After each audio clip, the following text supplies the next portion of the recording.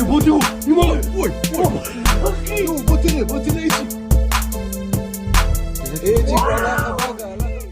，Inilah rekaman saat roket Hezbollah diluncurkan secara besar-besaran hingga menembus pertahanan Iron Dome Israel Rabu 11 Maret 2026.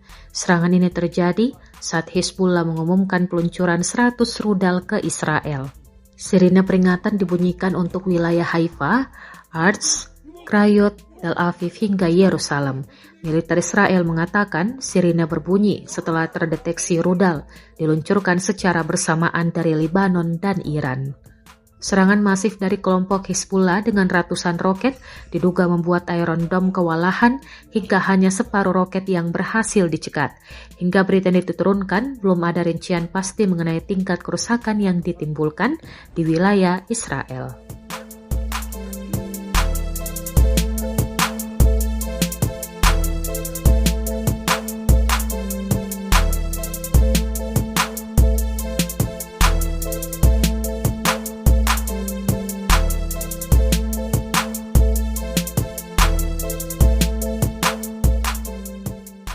Download Tribun X sekarang, menghadirkan lokal menjadi Indonesia.